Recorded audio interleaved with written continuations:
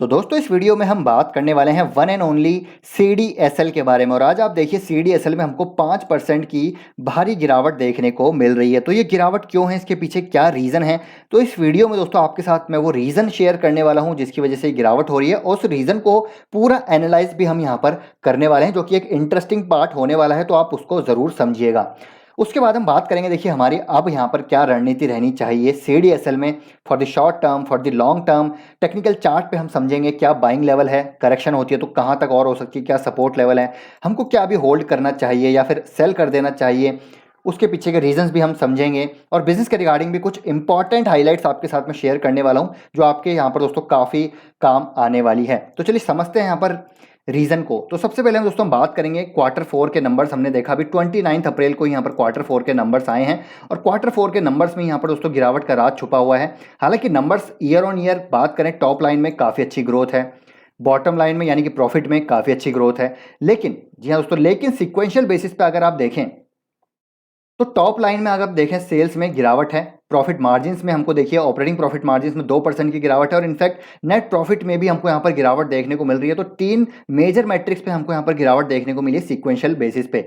अब यहाँ पर सिक्वेंशियल बेसिस पे गिरावट है, इसके पीछे जो वजह क्या है वो भी हमको समझना ज़रूरी है, और यही रीज़न है दोस्तों कि हमको यहाँ पर स्टॉक में भी गिरावट देखने को मिल रही है। तो चलिए रीज़न को एनालाइज करते हैं कि क्यों हमको सेल्स में, मार्जिन्स में और यहाँ पर प्रॉफिट में गिरावट देखने को मिली है। तो ये फाइनेंशियल परफॉर्मेंस है कंसोलिडेटेड बेसिस पे, और ये CDSL के दोस्तों डिफरेंट आप देख सकते हैं यहाँ पर चार्जेस आपको देखने को मिलेंगे, जिसके थ्रू यहाँ पर CDSL का बेसिकली यहाँ पर कमाई होती है। तो इसमें अगर आप देखें तो ये IPO और कॉर्पोरेट एक्शन चार्जेस जो हैं, इसको हम कंपेयर कर रहे हैं Q3 और Q4 से। तो आप देखिए दोस्तों 23 करोड़ के आसपास का जो ये प्रॉफिट था IPO की वजह से जो आया था, कॉर्पोरेट एक्शन चार्जेस की वजह से जो आया था, अभी घट के रह चुका ओनली 8 करोड़ का Q4 में।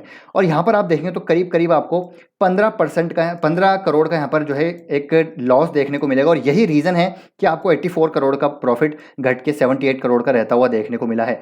Q3 से Q4 के बीच दोस्तों हमको बहुत ही कम IPOs आते हुए देखने को मिले।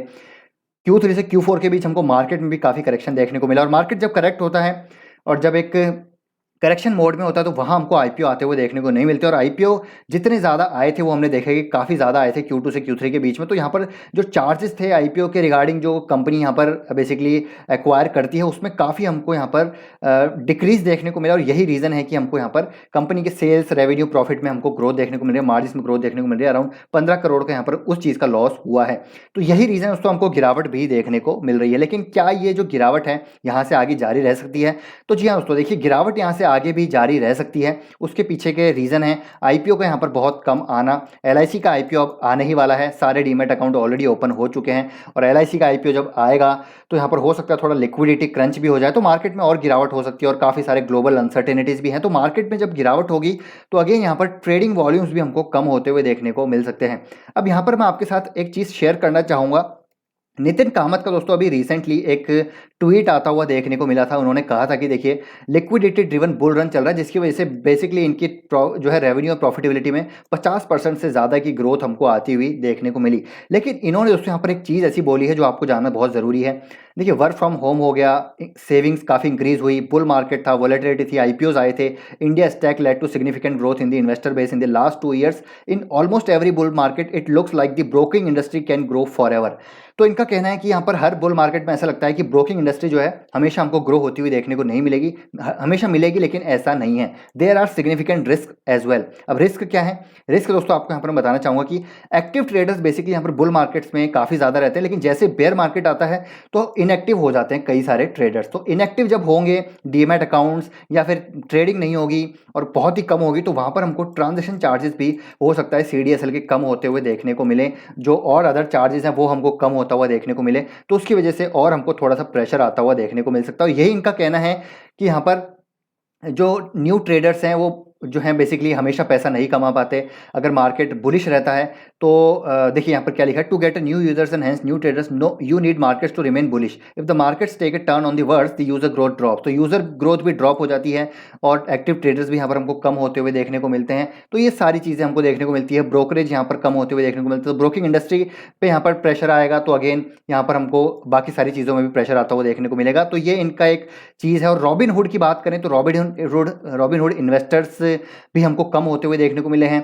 जो रॉबिनहुड एक दोस्तों एक USA की एक कंपनी है, ट्रेडिंग प्लेटफॉर्म है बेसिकली, उसमें काफ़ी ज़बरदस्त तेज़ी से हमको जो है इन्वेस्टर्स आते हुए देखने को मिले, क्योंकि रॉबिनहुड जो प्लेटफॉर्म है वो कमीशन फ्री चार्जेस, मतलब बिल्कुल कमीशन वो नहीं लेती है कंपनी, और यहाँ पर उसकी वजह से काफ़ी सारे रिटेल निवेशक वहाँ पर आते हुए देखने को मिले। लेकिन अगर हम रॉबिनहुड यहाँ पर स्टॉक की बात करें तो उसके बाद आप देखिए यहाँ पर क्या हुआ है, 72% की हमको इतनी गिरावट देखने को मिली है। वही चीज़ उन्होंने भी हाईलाइट करी कि यहाँ पर हमेशा हमको चीज़ें सिमिलर वे में जाती हुई देखने को नहीं मिलेगी।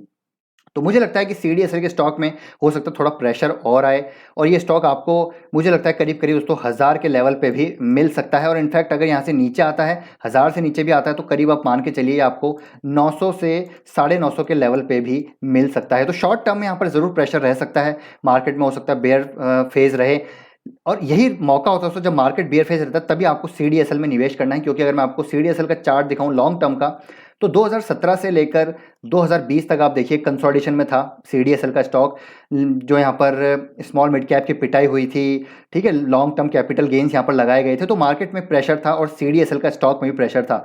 हालांकि उस टाइम मुझे भी नहीं पता दोस्तों यहाँ पर इतना बड़ा ये एक हमको डीमैट अकाउंट्स ओपन होते हुए देखने को मिलेंगे। कोविड के बाद जब पूरी कहानी यहाँ पर चेंज होती हुई देखने को मिलेगी, उस टाइम पता होता तो अच्छा खासा यहाँ पर हम भी ट्रक लोड यहाँ पर माल ले लेते, लेकिन पता नहीं था, किसी को भी नहीं पता था। लेकिन अब पता है कि यहाँ पर जब बेयर मार्केट आएगा तभी हमको निवेश करना है CDSL में, और उसके बाद जब बुल मार्केट आएगा तब हम यहाँ पर देखेंगे कि हमारा जो निवेश, हमारी कैपिटल है, वो हमको मल्टीफोल्ड ग्रो होती हुई देखने को मिलेगी। और जैसा कि हमने 2020 के बाद देखा कि ये स्टॉक 10x से भी ज़्यादा हो गया। ये स्टॉक दोस्तों करीब करीब 200 रुपये के आसपास चलता था और करीब 2000 के आसपास इसने अपना टॉप भी बनाया, तो 10x के आसपास हमको रिटर्न बनते हुए देखने को मिले। अब यहाँ पर मैं क्यों कह रहा हूँ कि आपको रिटर्न बनते हुए देखने को मिलेंगे, तो यहाँ पर दोस्तों मैं आपके साथ फिर से शेयर करना चाहूँगा, लॉन्ग टर्म ग्रोथ मुझे लगता है यहाँ पर ज़बरदस्त रहेगी CDSL की, क्योंकि एक लॉटेड लिस्टेड डिपॉजिटरी है with largest number of demat account, 70% का मार्केट शेयर है, और कैपिटल मार्केट्स की ग्रोथ मुझे लगता है यहाँ पर हमेशा हमको आती हुई देखने को मिलेगी। हो सकता है बीच में हिकअप्स रहें, बेयर फेज रहे, कंसोलिडेशन का फेज रहे, लेकिन एट द एंड हमको मार्केट हमेशा ऊपर ही जाता हुआ देखने को मिलेगा। बुल फेज भी आएंगे, बुल फेज में CDSL जैसे स्टॉक यहाँ पर हमको मल्टीफोल्ड रिटर्न भी बना के देंगे। रीच की बात करें, बहुत ज़बरदस्त रीच हमको देखने को मिलती है। और अगर हम कुछ इंपॉर्टेंट यहाँ पर नंबर्स देखें एनुअली, तो एनुअली ग्रोथ आप देख सकते हैं, लगातार एनुअल ग्रोथ हमको शानदार देखने को मिल रही है। चाहे EPS की बात करें, डिविडेंड भी अब लगातार यहाँ पर बढ़ता हुआ नज़र आ रहा है। और अगर हम यहाँ पर देखें अकाउंट्स की, तो BO अकाउंट्स आप देखिए लगातार हमको देखने को मिल रहे हैं। डिपॉजिटरी पार्टिसिपेंट्स CDSL के साथ लगातार हमको बढ़ते हुए देखने को मिलेंगे। डीमेट कस्टडी वॉल्यूम लगातार बढ़ रहे हैं, डीमेट कस्टडी बाय वैल्यू लगातार बढ़ रही है, number of issuers, number of ISIN, हर चीज़ में हमको यहाँ पर देखने को मिलेगा। और साथ ही में देखिए जो मेन इसका रेवेन्यू कंट्रीब्यूशन है वो हमको यहाँ पर जो है इनसे ही आता हुआ देखने को मिलता है, डिपॉजिटरी से। लेकिन ये KYC सर्विसेज भी दोस्तों प्रोवाइड करा रहे हैं, इंश्योरेंस रिपोजिटरी सर्विसेज भी प्रोवाइड करा रहे हैं। हालांकि रेवेन्यू कंट्रीब्यूशन कम है, लेकिन वो भी धीरे धीरे बढ़ता हुआ देखने को मिल सकता है। तो ओवरऑल बात करते हैं, CDSL यहाँ पर काफ़ी शानदार कंपनी है, कोई प्रॉब्लम नहीं है। वैल्यूएशन थोड़े ज़्यादा हैं, लेकिन ये धीरे धीरे मुझे लगता है करेक्ट होंगे, और करेक्ट होंगे तो हमारे पास यहाँ पर एक ज़बरदस्त मौका रहेगा। बिल्कुल डेट फ्री कंपनी है, फ्री कैश फ्लो जनरेशन की पॉसिबिलिटीज़ यहाँ पर बहुत ज़बरदस्त नजर आती है। फ्यूचर की हाउस होल्ड सेविंग यहाँ पर हमको कैपिटल मार्केट्स में आती हुई देखने को मिलेगा। कहीं ना कहीं मुझे लगता है कि अभी 10 करोड़ 9 करोड़ अकाउंट है, ये कहीं ना कहीं दोस्तों आगे आने वाले साल में 20 करोड़ भी हो सकते हैं, ऐसा मेरा बिलीफ है। लेकिन हमको यहाँ पर होल्ड करना पड़ेगा, क्योंकि बीच में बेयर मार्केट भी आएंगे। होल्ड कर लिया तो वेल्थ बनेगी, नहीं तो फिर जो है अनरियलाइज लॉस आप रियलाइज करके ही यहाँ से जाएंगे। तो लॉन्ग टर्म की कहानी बड़ी अच्छी है। बाकी वैल्यू मैंने बता दिया आपको, 900 के आसपास आता है तो मैं खुद यहाँ पर बाइंग करूंगा। अभी मैं बाइंग नहीं कर रहा हूँ, और मैंने मोमेंटम दोस्तों कभी बाई नहीं करता, मैं मोमेंटम था, मैंने खुद मना किया था बाय मत कीजिए। अभी आप देखिए हमको मौका मिल रहा है, तो मौका मिलेगा, चूकना नहीं है। 900 तक आता है तो बढ़िया लेवल होंगे, क्योंकि लॉन्ग टर्म यहाँ पर अच्छी विजिबिलिटी नजर आती है फ्यूचर कैश फ्लोज की। तो अच्छा लगा वीडियो तो लाइक कीजिए, शेयर कीजिए, चैनल को सब्सक्राइब कर लीजिए। मिलते हैं आपसे नेक्स्ट वीडियो में। कोई क्वेश्चन डाउट्स हैं आप जरूर पूछ सकते हैं कमेंट बॉक्स में, वहाँ पर आपको मैं ज़रूर रिप्लाई कर दूंगा। तो till then take care, bye bye.